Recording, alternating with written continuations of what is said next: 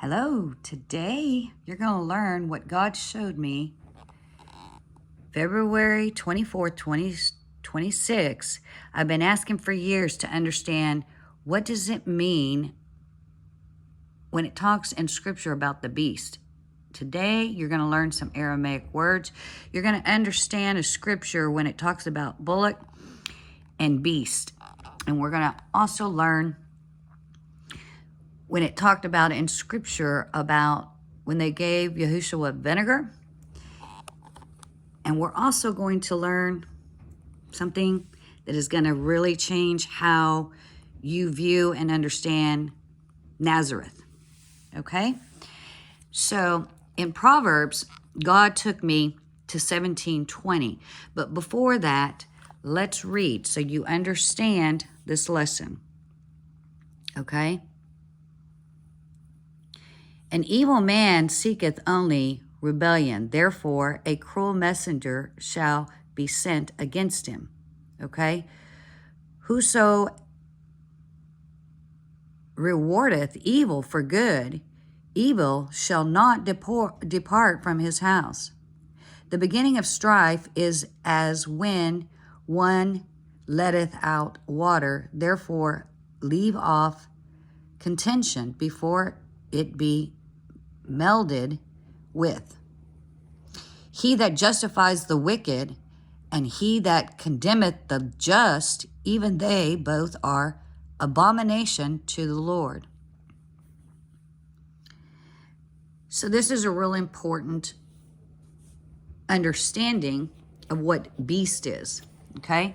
So let's go back over here. In Proverbs 17:20, it says, we were just in Proverbs 17. He that hath a forward heart finding no good, and he that hath a perverse tongue falleth into mischief. So in the book of Daniel, Ezekiel, Jonah, and all through our scriptures, they called people who loveth transgression and strife and have a forward heart, finding no good, and has a perverse tongue, a beast. That's what he showed me. Leviticus 16:6. And Aaron shall offer his bullock of the sin offering, which is for himself, and make an atonement for himself and for his house. Now look right here. There's many spellings of the word Haran in the translation, okay? There's Aramaic and Hebrew. Beast, offered in sacrifices. Now think about what we just wrote and read. He that hath a forward heart findeth no good, and he that hath a perverse tongue falleth into mischief. Bullock in Hebrew and Aramaic means brother of sin. Okay? I'm going to show you. Caiaphas is actually Peter. Rome appointed him. He's also King Saul. Paul made this new covenant. He went amongst the Gentiles to drink wine as blood and sacrifice to devils. I'll list these if you want to go read it. This is what God was showing me. In Exodus 19:6, I kept asking God years and years and years, why did they use animals, when they were describing things? So a ram, okay? Proverbs 7:1-4. A ram is someone who will stay steadfast. And he says in Proverbs 7:1-4, my son, keep my words and lay up upon my commandments with thee, keep my commandments and live, and my laws as the apple of thy eye. Bind them upon thy fingers, write them upon the tables of your heart. Say unto wisdom, thou art my sister, and call understanding thy kinswoman.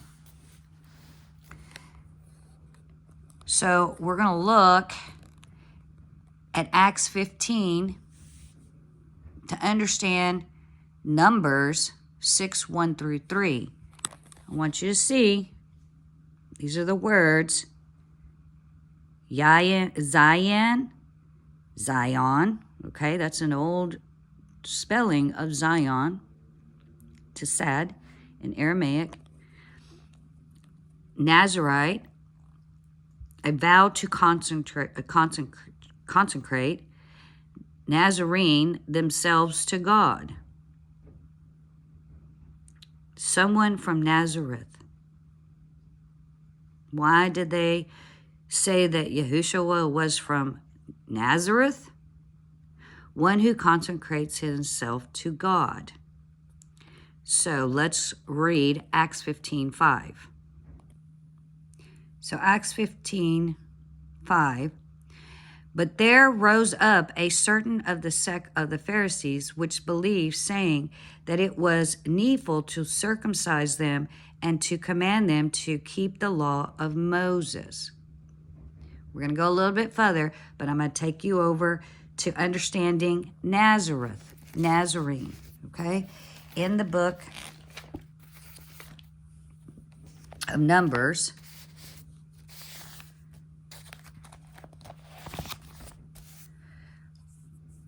Six, 1 through 3.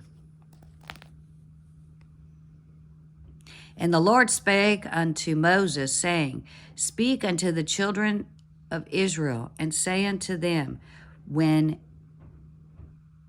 either man or woman shall separate themselves, vow a vow of Nazarite to separate themselves unto the Lord.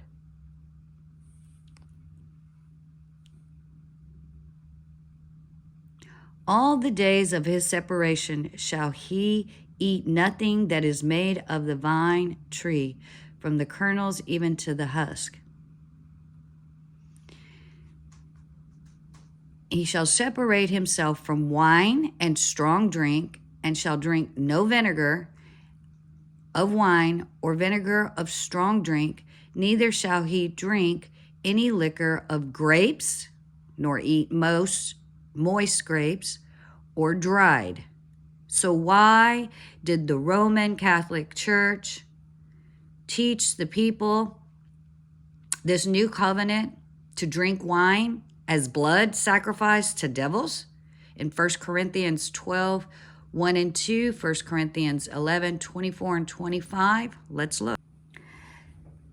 In the book of St. John's 11:49, and one of them, named Caiaphas, being a high priest, that same year said unto them, Ye know nothing at all, nor consider that it is expedient for us that one man should die for the people, and that the whole nation perish not. And this spake he not of himself, but being the high priest that year, he prophesied that Yehoshua should die for that nation. We're going to get into this, and if you really want to know the true Yehoshua, the true Jesus, then stick with me, because the way that they have put this together, it took me 8 years to undo all the lies, day in, day out. And when I say for about most of those 6-7 years, I spent some days over 10 hours just sitting in these spirals that I've showed y'all, and learning Hebrew, Aramaic, to understand how we have all been so deceived. So Aaron is not an actual person when you look at the Old Testament. The Aramaic Hebrew word is brother of sin. He's a brother of sin.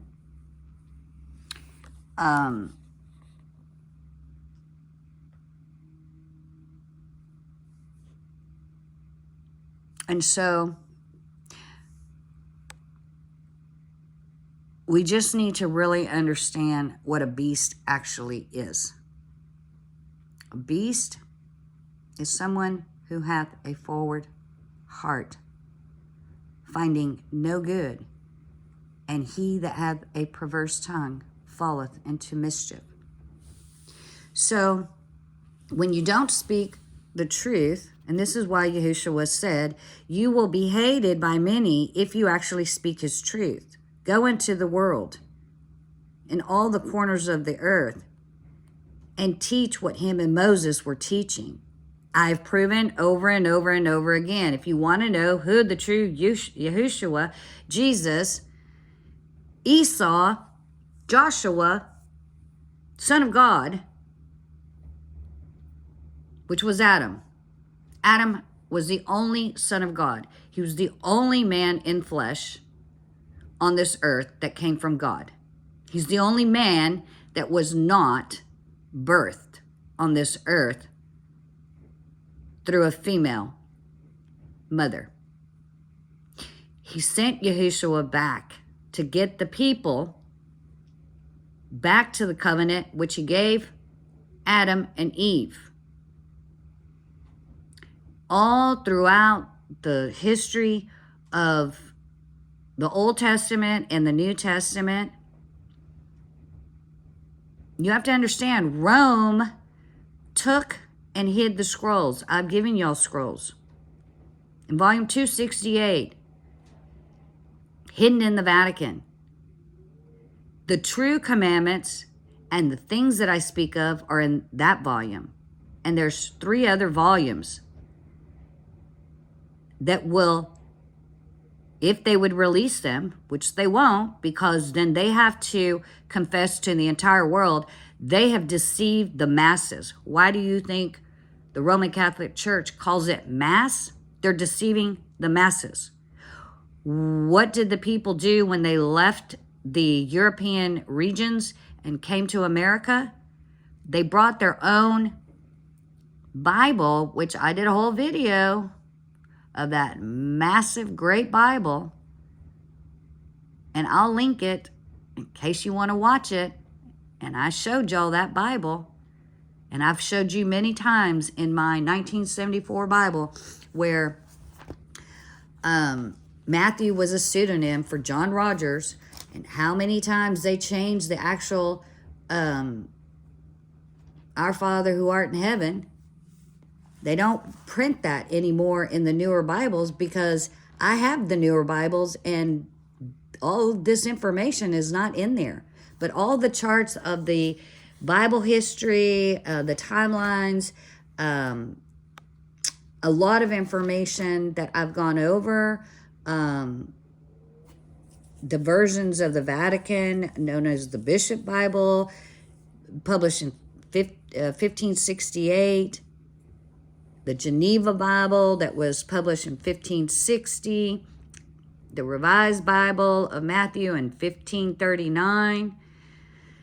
All of these things were once visible for you, the people, in our history, our generations, to have actually read and sit with the Most High God for Him to teach us. Now, if you want to believe all that the Roman Catholic Church, Caiaphas the high priest, and you don't want to listen to God's truth, that's your choice. You have free will. You want to have freedom of religion, and you want to choose not to listen to God in the ancient scriptures, which is a living word that is timeless. It is for eternity. And in the Old Testament, it tells you over and over again, it is for generation after generation after generation, forever and ever. But I'm going to teach you how Jerusalem, which is not God's people, and I'm going to show you over and over and over and again, this book of the law shall not depart out of thy mouth, but thou shalt meditate therein day and night, that thou mayest observe to do according to all that is written therein.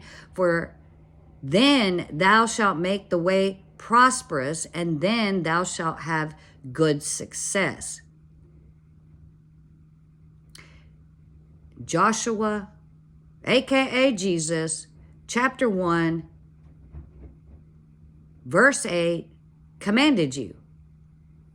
And verse 9, have not I commanded thee, be strong and good courage, be not afraid, neither be thou dismayed, for the Lord thy God is with thee wherever thou goest.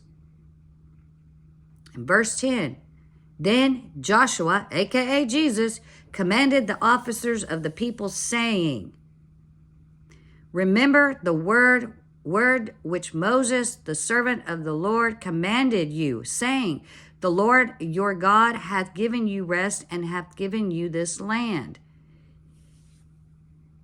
Meaning, if you do the book of the law and let it not depart, and do what is written in it, he will give you the land that's prosperous, and you will have good success.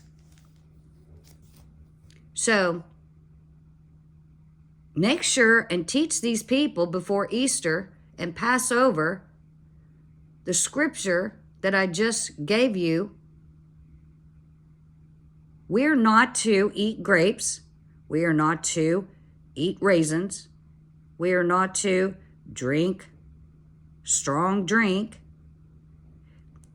And I went over how it showed you they gave him a reed of vinegar, and vinegar is sour grapes. That's how they make wine. It's fermented. And in those days, they considered fermented grapes vinegar, sour. And it's sour. The way that it was described to me from God and Yehoshua was they put words of vinegar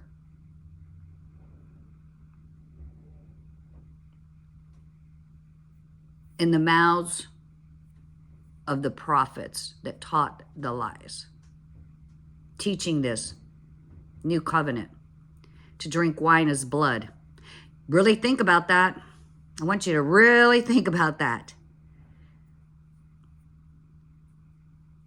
Sacrificing to devils, evil.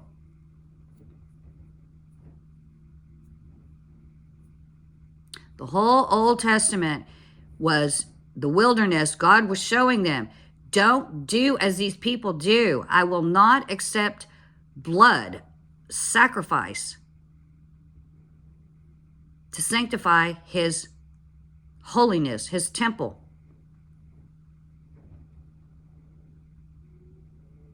We've got to start teaching truth. I hope this was helpful.